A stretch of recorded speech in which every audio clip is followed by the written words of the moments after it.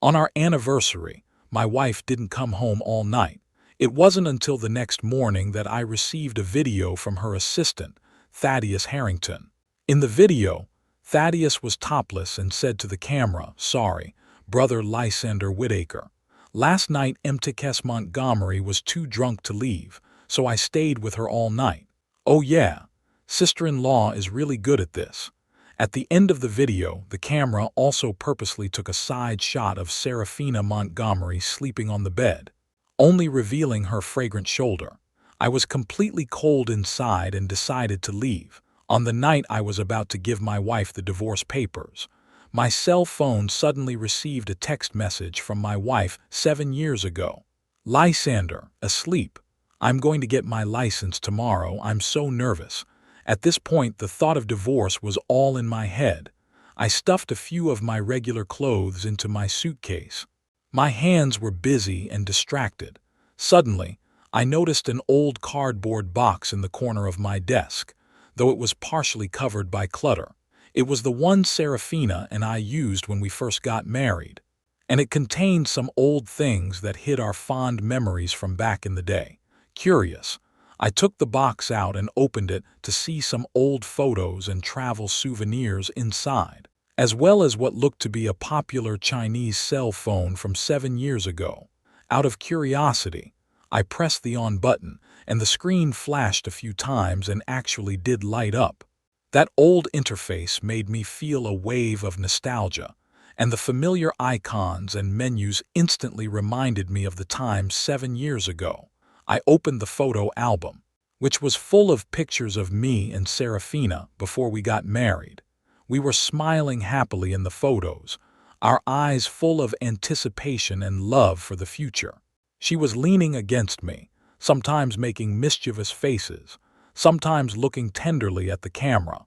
The standby screen of my cell phone shows Serafina's side face, smiling, her eyes so gentle that it warms the heart.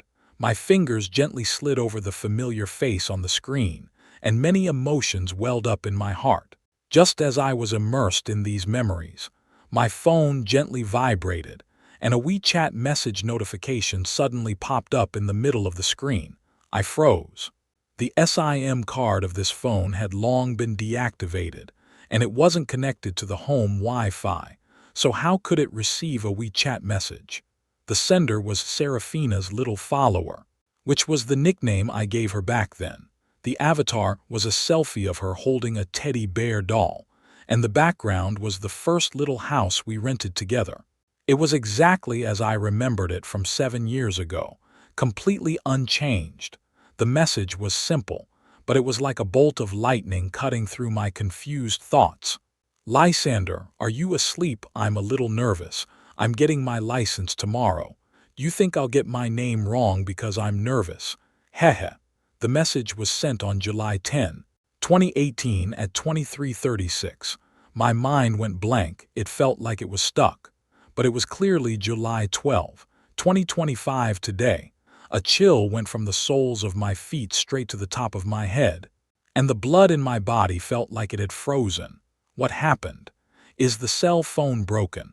Or was I a bit delirious and hallucinating due to the successive blows and exhaustion? How could this old cell phone, which had been silent for 7 years, suddenly receive a message from Serafina 7 years ago? What the hell is going on here? Just as I was feeling puzzled and overwhelmed, the phone vibrated again. "Hey, is everyone there? Where's Lysander-san? Why don't you reply me? Are you too nervous to sleep too? Or are you secretly looking at other girls' pictures?"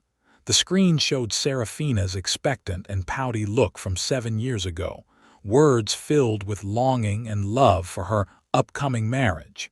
It felt like a different person than the wife I remembered now, who had become cold. I stared at the screen, my mind in turmoil, all kinds of questions swirling around in my mind. What the hell was going on here? Could someone be joking? But this old cell phone had been out of service for 7 years, so how could it be possible to receive new messages? Moreover, this avatar and nickname were exactly the same as they were 7 years ago, which was really puzzling, feeling like I was pushed by some kind of force. I unlocked the screen, and my fingers stiffly typed a reply on the keyboard that I myself found absurd. Serafina. Something urgent suddenly came up with the company, and I might not be able to be busy for the whole day tomorrow. Can we postpone the date of the license to the day after tomorrow? After I sent this message, I was so nervous that I didn't dare to breathe, staring at the screen without taking my eyes off the screen, waiting for the other party's reply. Finally, after a few minutes, the screen lit up and a new message appeared. The day after tomorrow. Well then, it's a bit upsetting, but work is more important.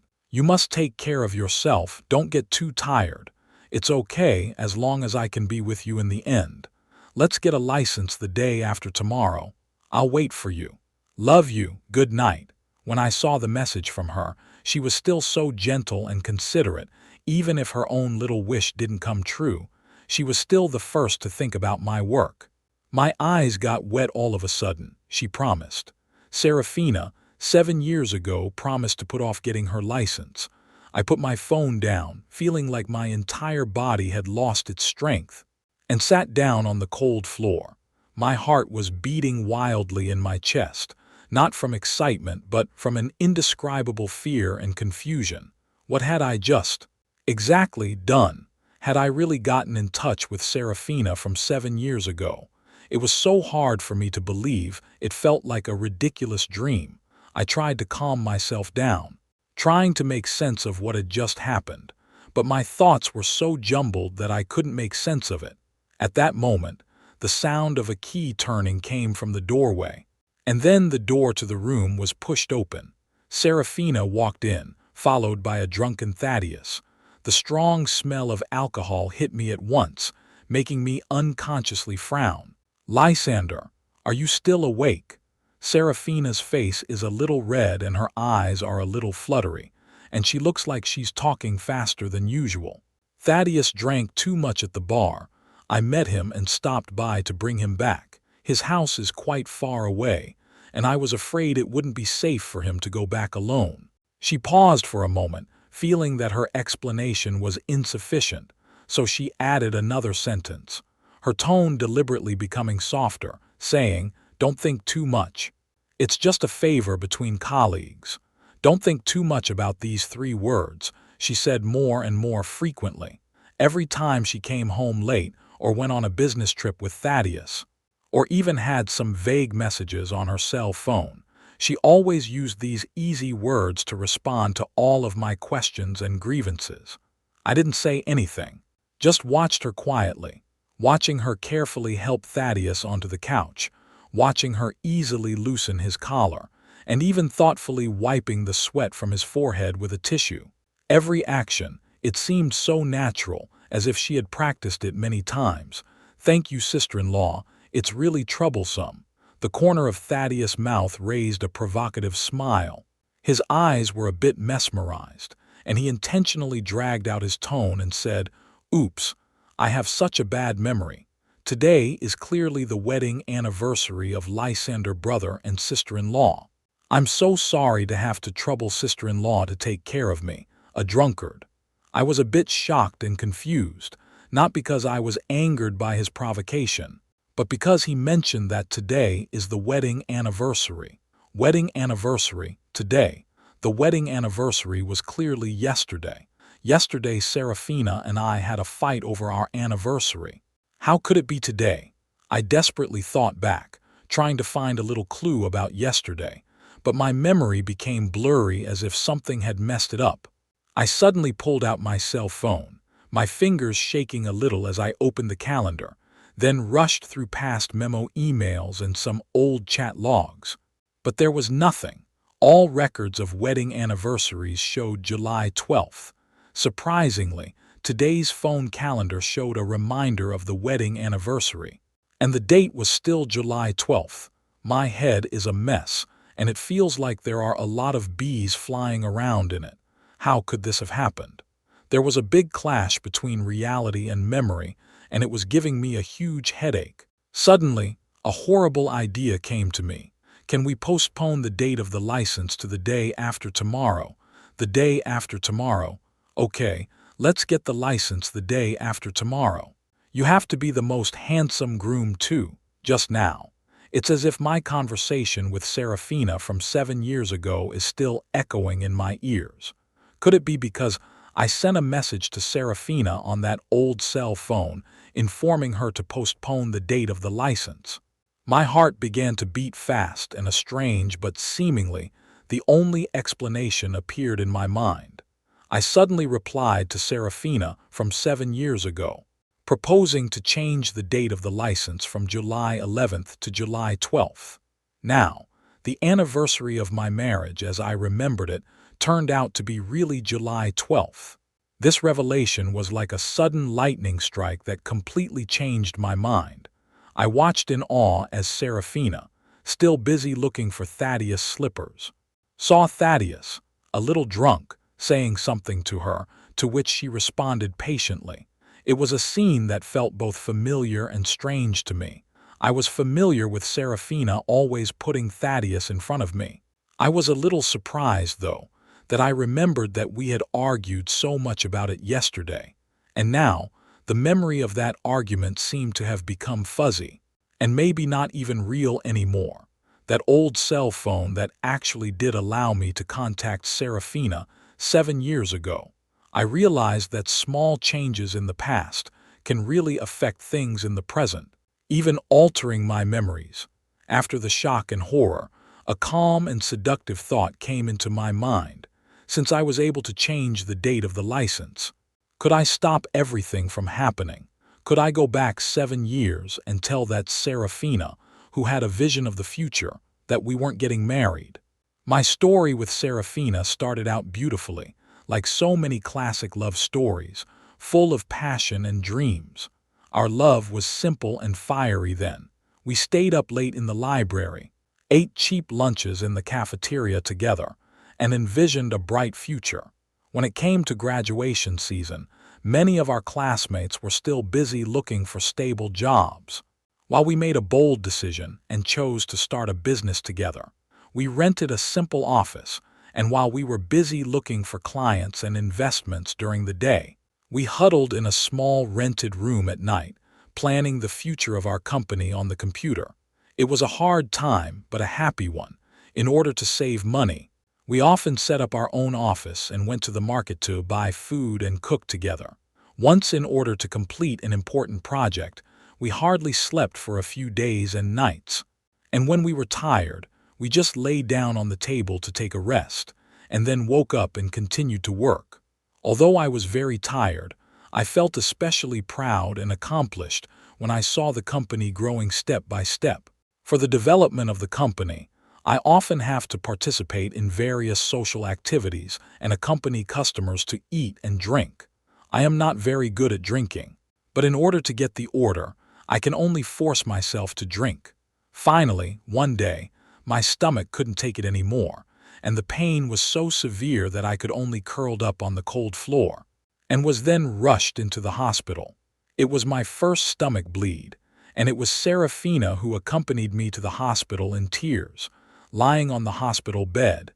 I felt both pain and warmth in my heart when I saw that her eyes were red, her face was haggard, and the corners of her eyes had fine lines from not having rested for a few days.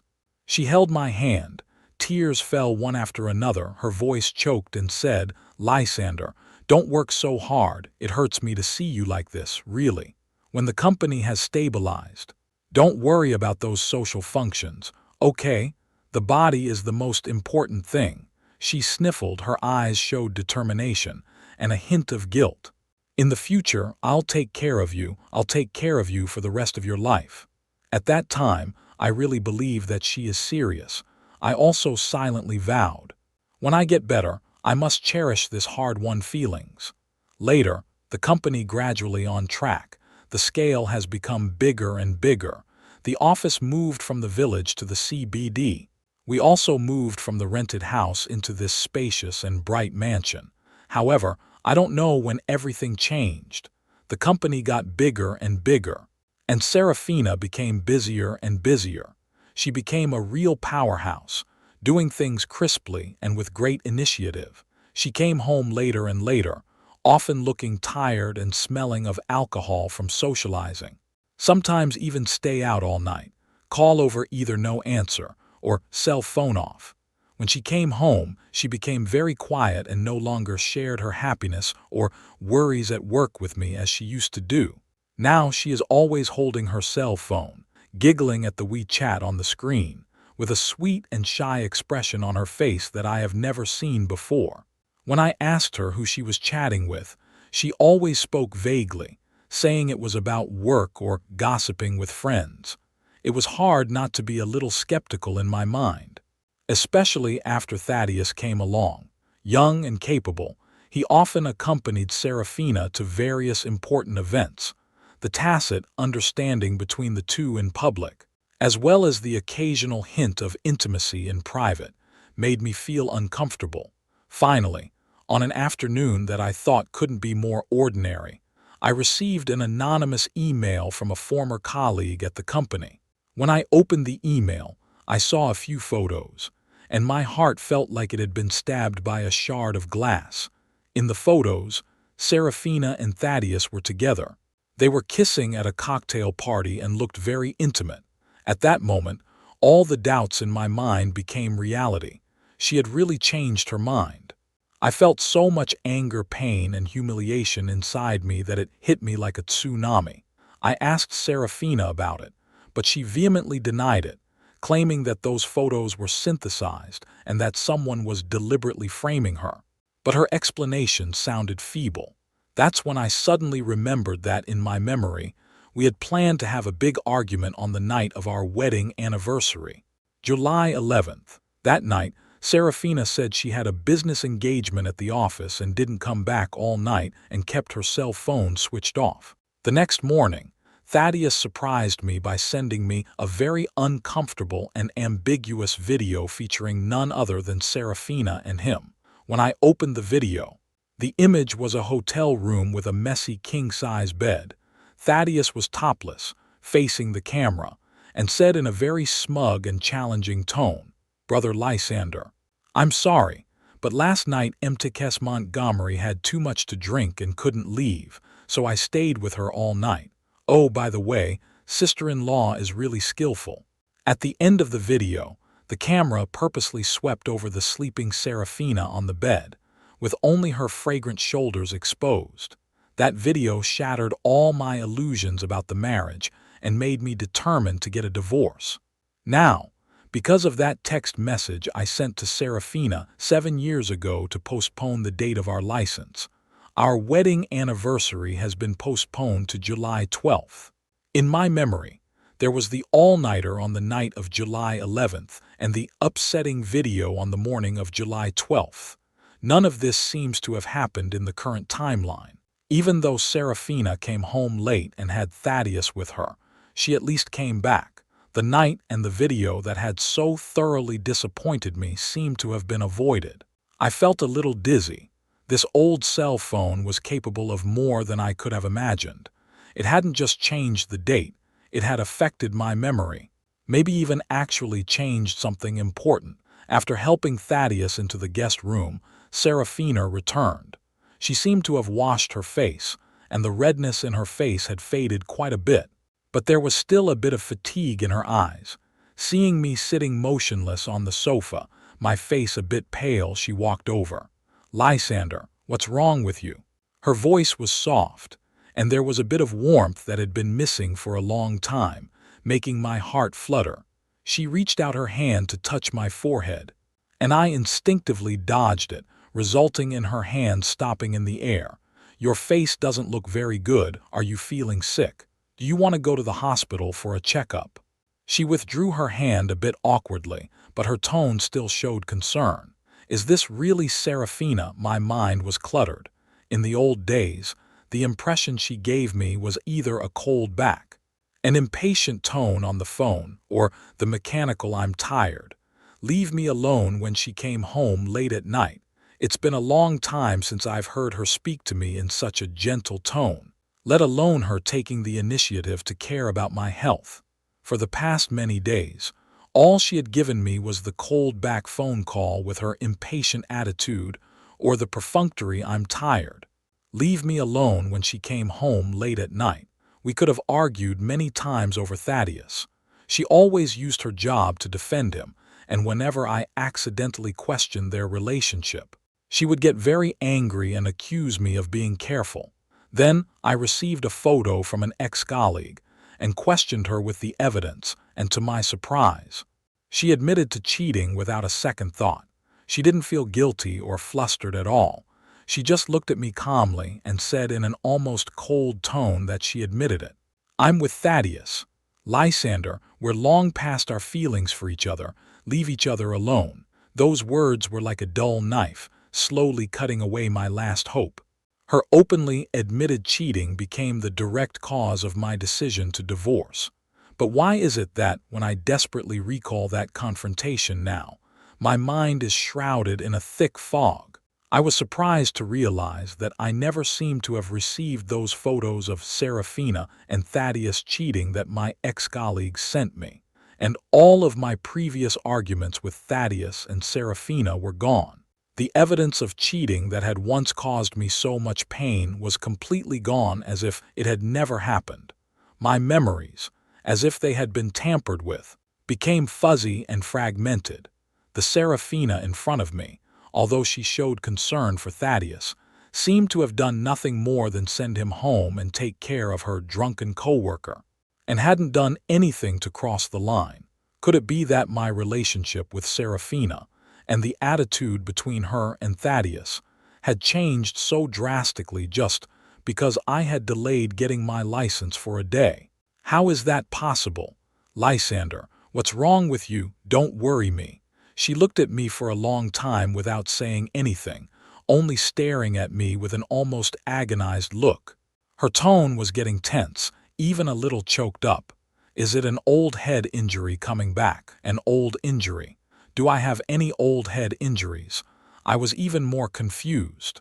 Just then, an unfamiliar memory flooded into my mind like a tidal wave, clear as if it had happened yesterday. It was the day we postponed getting our license. July 12th. We had just finished our premarital checkup from the hospital, and Serafina was especially excited. She held my arm tightly and chatted about her visions for the future. One minute she said she wanted to see the sunrise on the coast of Sicily. The next she wanted to see the Aurora Borealis in Norway, and she wanted to get a golden retriever named Lucky in her apartment. We held hands, laughed and joked, and walked to an intersection. The green light was about to end, and Serafina, seemingly still thinking about herself, didn't notice that the light had changed and was ready to walk out easily. Just then, a huge red dump truck barreled toward her like an out-of-control monster. Seeing that it was about to hit her, I subconsciously rushed up and pushed her out of the way as hard as I could. She was saved, but I was knocked to the ground by the speeding car. The pain came all at once. My eyes became blurry, and my consciousness slowly faded. The last sound I heard before I was plunged into complete darkness was Serafina's sad cry.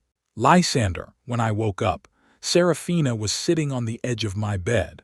Her eyes were swollen like walnuts, and her face was so pale that there was no trace of blood. When she saw me open my eyes, she froze for a moment, then burst into tears. She ran to my bedside and held my hand tightly, saying in an urgent tone, "You're awake. That's great, Lysander. You scared me. It's all my fault. It's all my fault. The doctor said I was lucky. I was hit pretty hard, but it wasn't life-threatening." She went on to say that the brain was concussed, and that there could be some after-effects, such as intermittent headaches, vague memories, and emotional instability. Serafina was by my side almost all the time I was hospitalized. She put off all her company duties and took care of me herself every day, wiping me and feeding me, and curling up in a tiny bed at night. She became very careful and submissive to me. The eyes that looked at me were filled with deep guilt and heartache, as well as an almost reverent dependence that I had never seen before.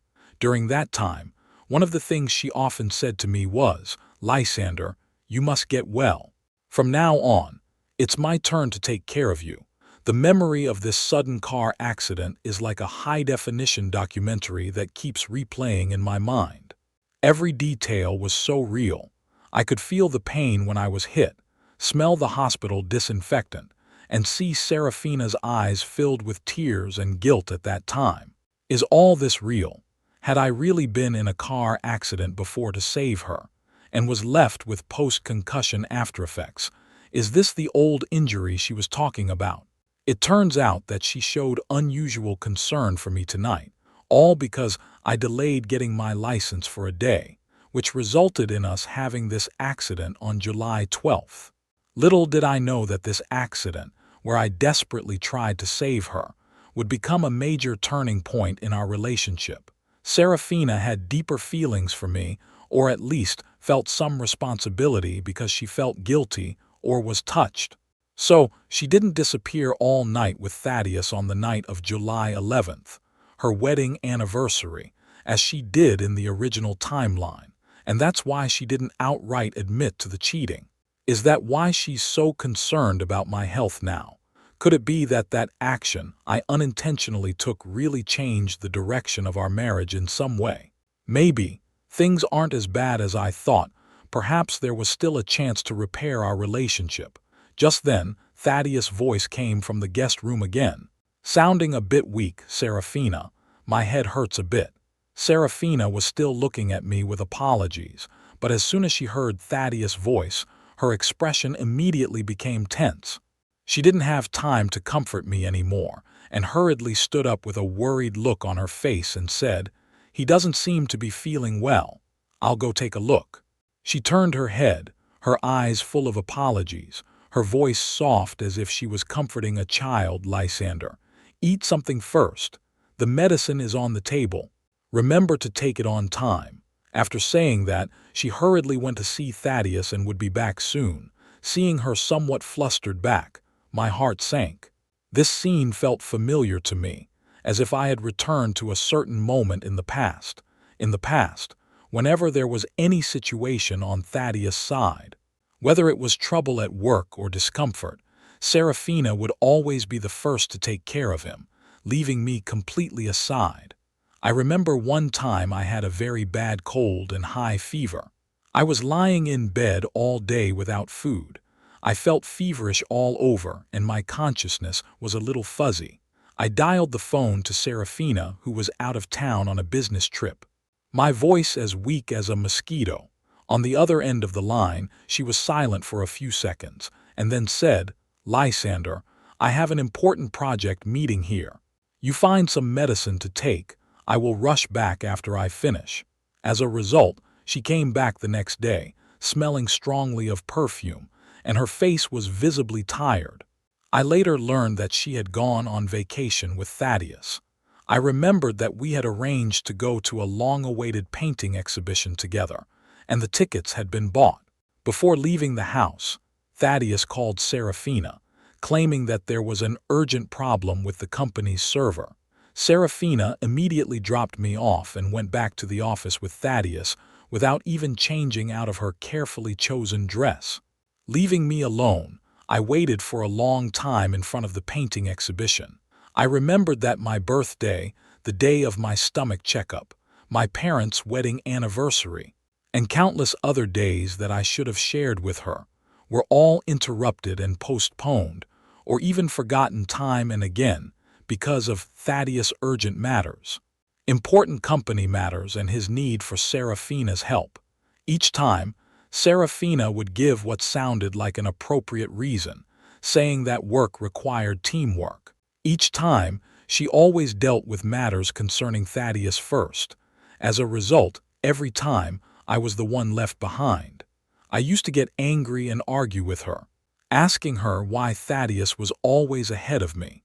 She always looked at me with a look that made me feel like I didn't know any better, like it was all my fault and that I was childish and irrational. Now, though, this is happening again. I feel tired and helpless inside. I didn't want to go down the same old road again, didn't want to experience the feeling of being neglected and betrayed. Looking at the closed door of the guest room and listening to Serafina's soft whispers inside, My heart went completely cold. Maybe that car accident was really an accident. Maybe it changed some things. But some things will never change, such as the person Serafina really cares about in her heart, and the gap and rift that will always be there between us. I slowly picked up the old cell phone next to me, opened WeChat, and found the chat box of the little follower whose top note was Serafina, the latest message. Still 7 years ago when I proposed to postpone the license, she tenderly said love you. Good night love. My fingers trembled a little, and a very mixed feeling welled up in my heart. Some helplessness about the past, disappointment about the present, and confusion about the future. I took a deep breath, tried to calm myself down, and then typed on the screen word by word. Let's break up. Don't ever see each other again. I woke up the next day to find the side of the bed empty. Serafina's half of the bed, cold and neat. Not even a crease. She's gone. How could that breakup text actually change the past and also bring Serafina and I back to a state where we weren't married yet? My heart started beating wildly, feeling both horrified and expectant. I sat up with a start and looked around. The bedroom was familiar to me, and the furniture all looked familiar. Then my eyes rested on the wall. The mood hit rock bottom. The wedding picture that took up the entire wall was still hanging there. Serafina and I looked young and smiling brightly in the photo, leaning happily together in our wedding dresses. A sudden uneasiness welled up in my heart. I practically lunged at the bedside table and grabbed the old cell phone that seemed a bit unlucky. The screen lit up, and the notification bar was full of unread messages, all from Serafina 7 years ago. I shuddered and tapped on it, and the messages came pouring out like an avalanche, flooding my vision. 7 years ago, Serafina's cries and questioning pierced my heart like a knife. Lysander, what are you doing this for? What the hell is going on? Why do you suddenly want to break up? I'm a bit confused. Is there some kind of misunderstanding? Can't we just talk it over? Don't be like this, right? Is it because you're hurt? Are you worried about the future? Don't worry, I'll figure it out. I've sold everything I can. Please don't give up, okay? Just give me a little more time. I'll be able to come up with the rest of the money. Where did I go wrong, you tell me? If you tell me, I'll make it right. Please don't do this to me. Answer me. Lysander, you respond to me quickly. The last message was accompanied by a video. I pressed play with some trembling, and Serafina appeared on the screen 7 years ago, crying and very sad and pale. Her voice was choked with sobs and sounded desperate as tears streamed down one by one, wetting her hair and clothes. Lysander, are you worried about the cost of the operation? She said as she cried, her words barely complete. Don't worry. Really, I've taken out all our savings. I've sold the jewelry and everything I could, and I'm a little short of $200,000. Just give me a little more time. Please, I'll get it together. I'll be able to save you. Don't give up. At the end of the video, she was almost kneeling in front of the camera, crying especially hard. And the picture shook so much that it went dark at the end. My mind went blank. My heart felt like it was being held tightly by an invisible hand, and I felt like I could hardly breathe. The operation cost $200,000. At that moment, I suddenly remembered something from the past, like an ice cube dropped into hot oil and instantly exploded. It was a long time later, when I was drinking with a friend from college. He mentioned the past. He said that after my car accident that year, Serafina had really fought very hard to raise that very high cost of surgery and follow-up treatment. Not only did she use up all their savings, but she also sold everything of value and even pleaded with all her relatives and friends. He said he saw Serafina find her biological father, who had abandoned them years earlier. She got down on her knees, kowtowed and begged him before she finally borrowed the $200,000 to save her life. Just imagining that scene takes my breath away. That proud and powerful Serafina, though she always seemed omnipotent in front of me, had stooped so low for my sake. I was filled with guilt and pain, feeling like I was being stabbed by countless fine needles. However, when I thought of my memories of Serafina and I eventually separating, of all the bickering and coldness and betrayal, my heart felt like it was frozen. I forced myself to hold back my inner pain, picked up my cell phone again, and typed a cold but firm sentence to Serafina from 7 years ago. Serafina, I am you from the future. Our marriage was a mistake, destined to be unhappy. Our feelings for each other are not really deep, and you may have true love for someone else in the future. We will both go through a lot of pain in the future. For the sake of each other's future, I think it's better for us to separate now. I didn't hesitate at all this time. The old cell phone side was quiet for a long time. When it lit up again, she eagerly argued, Lysander, are you still lying to me? I know you must be feeling badly hurt and the medical bills are so high that you don't want to drag me down. So you make up this kind of stuff to get me to break up with you, don't you? You really let me down. How can you do this to me? I'll find a way to solve the money matter. I told you I would always take care of you. How could you not believe me? I realized that I needed to do something to prove that what I was saying wasn't just empty words, so that she could truly believe and let go of this inappropriate relationship. I unlocked my phone screen and typed a few quick messages to her. Remember, it was July 13, 2018, and I wanted you to prepare a surprise for me, a Longines masterpiece watch. Because you said it went especially well with my blue suit. By the morning of July 14, 2018, I expected you to wake me up and take out the 2 tickets you secretly booked to Sicily, Italy, where you said you wanted to go to accompany me to see the most beautiful sunrise. And then there's the World Cup final on July 15, 2018, where France will beat Croatia 4-2 to win the title. My heart was pounding so hard after I sent those messages, showing that the future could be brutal, that it felt like it was going to jump out of my chest. I was afraid to look at my phone again. I spent the last 2 days in a daze. During the day, I pushed myself to deal with the divorce, contacting lawyers and organizing my property. But all the time my mind was thinking about Serafina's tearful face 7 years ago and the cold words I had written. At night, I struggled with alcohol and insomnia, and every time I closed my eyes, I could hear her heartbreaking cries in my ears. By the afternoon of the 3rd day, that old cell phone I'd left in the corner of my drawer actually rang again. It was no longer the beep of a text message, but the ringing of a phone. Seeing Serafina's avatar from 7 years ago displayed on the screen, my heart instantly tensed up. After hesitating for a long time, my finger stopped on the answer button, feeling especially heavy. Eventually, I took a deep breath and tapped the screen. Hello. My voice was a little hoarse. Even I didn't feel quite the same.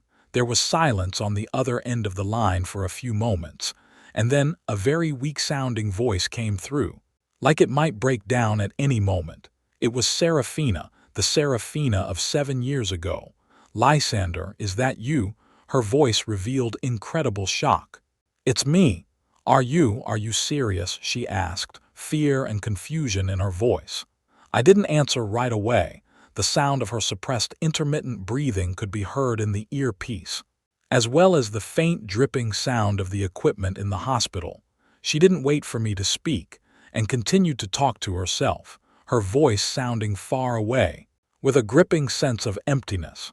I just can't possibly believe what you're saying, she said, and she seemed to be immersed in a confusing memory.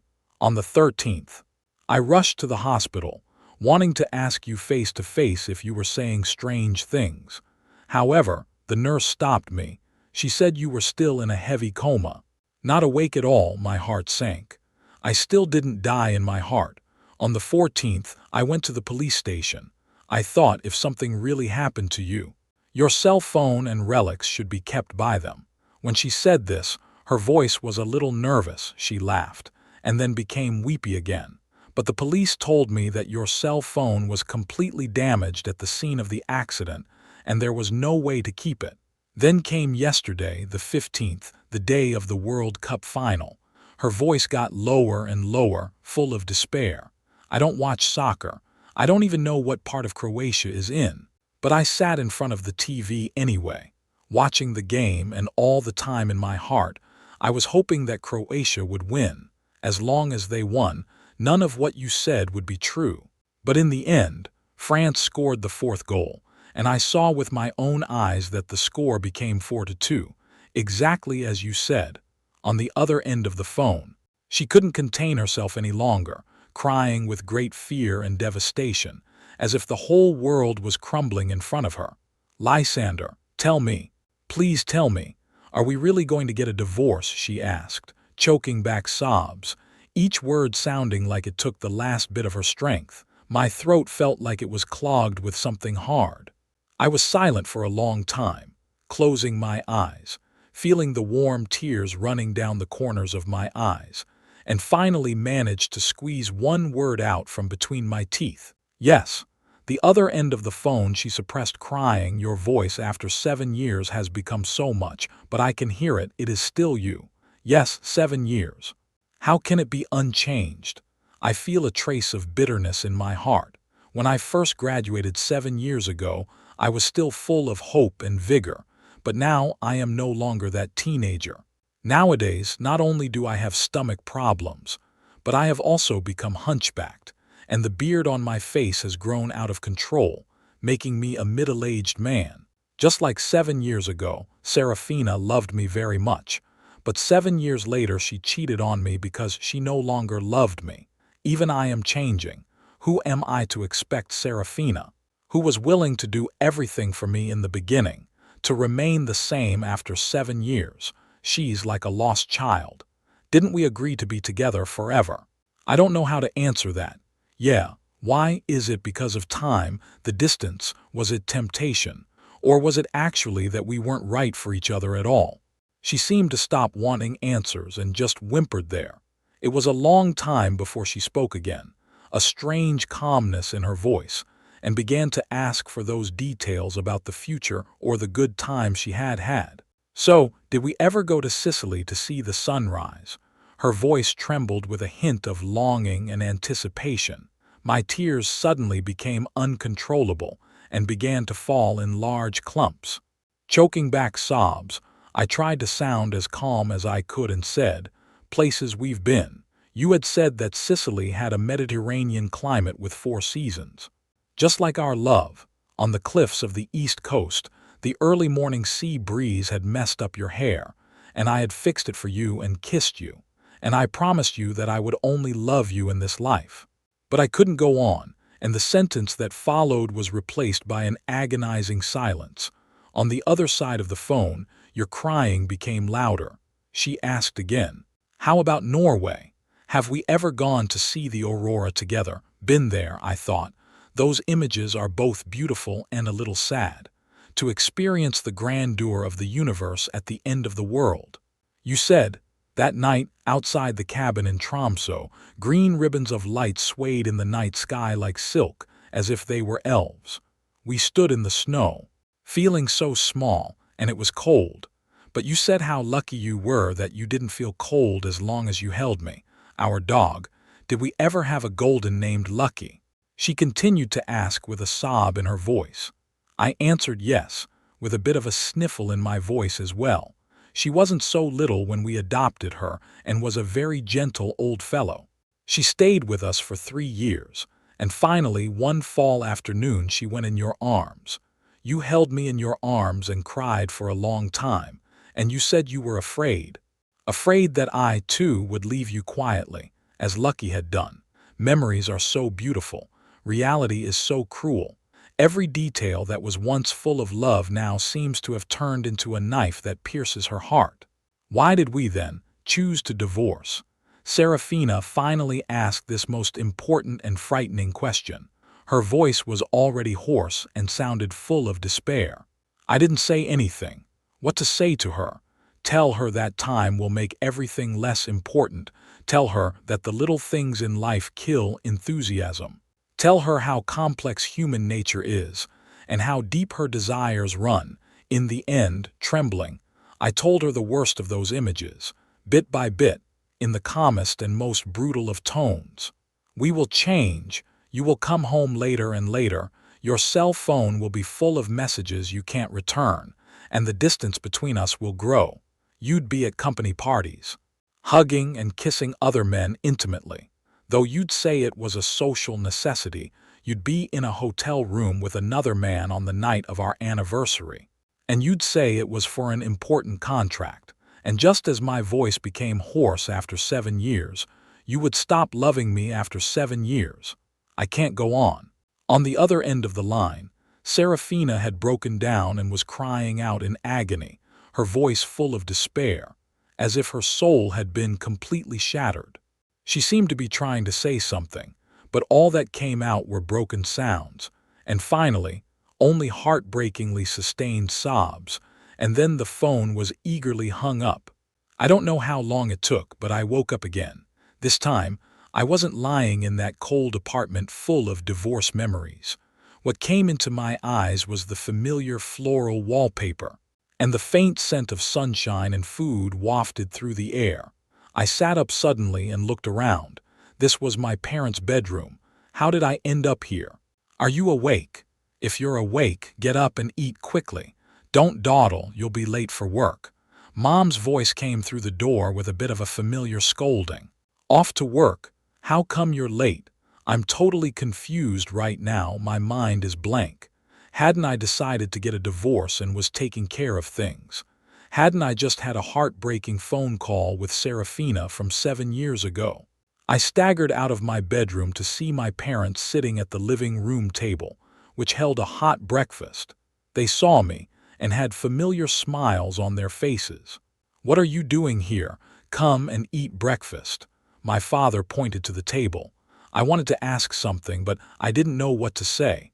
Everything in front of me seemed so normal that I felt a deep fear. "Where is Serafina?" I finally mustered up the courage to ask the name. My parents' smiles disappeared all of a sudden. They looked at each other with some complexity in their eyes. My mother sighed and put down her chopsticks with a hint of undetectable sadness and dissatisfaction in her tone. "Listen, why are you bringing her up again?" Mother frowned. "Hasn't she already passed away for a year?" "Passed away? It's been a year." My brain felt like it had been hit by a heavy hammer. In utter disbelief, how could it be? I was obviously there last night. How could I just say gone? "How did she pass away?" I shouted, rushed to them, and grabbed my mom's arm. Mom was taken aback by my reaction, and Dad hurriedly pulled me away. "This child, what's wrong?" Father frowned and asked, "Do you remember? A year ago. Serafina, she had a mental illness." I froze in place as if I had been struck by lightning. "Yes." Mother's voice became low with some fear, like she was a different person. "The doctor said she seemed to have a dual personality. Sometimes she would be crying there by herself, asking herself over and over why she had abandoned Lysander in the first place. How could she treat him like that sometimes? She would be so scared that she would desperately shake her head and say that she hadn't done it, and even start hitting herself with things. There was nothing the doctors could do in the end. She actually jumped from the upper floors of the hospital, and I heard that when she was committing suicide. It was like two people were fighting in her body, and in the end, she pulled herself up and jumped. Listening to my mother's description, my whole body went cold, and I felt like my blood had frozen. Serafina, was she really crazy? Did she commit suicide? My mind was in turmoil. Father's voice, with stifled anger, said, "Lysander, you are too soft-hearted. Have you forgotten how you pleaded with her in the first place?" I looked at my father in confusion, not understanding what he meant by that. "Back then you got into a car accident for her and got hurt so badly. That woman, she really is." Seeing that the medical bills were so high, she immediately changed her face, said she didn't have the money, and forced you to sign the divorce papers on the hospital bed. If not for the fact that a kind stranger anonymously donated a lot of money to cover your operation costs, you would have died long ago, I asked anxiously, my heart beating out of my chest. My mother took over, her eyes a little red. "We never knew who that kind person was." But the lady with the last name Montgomery, she never cared about you at all, signed the divorce papers and left. Does a woman like that really deserve it? What my parents said echoed in my head like thunder. Did Serafina really give up on me? How dare she force me to sign divorce papers? A stranger saved me. Is that even possible? I remembered that Serafina was clearly the one who had been taking care of me, and she even went to her father for money for my surgery. Wait, that memory seems to have popped up since I got that old cell phone now. All the confusing pieces of this obviously different and more brutal version coming out of my parents' mouths are all coming together at once in this moment. I got it all, and I slumped in my chair, almost breathless from the shock and absurdity of what was going on inside me. The sun was still bright outside the window, and my parents were still urging me to eat and go to work, as if it was just a perfectly ordinary morning.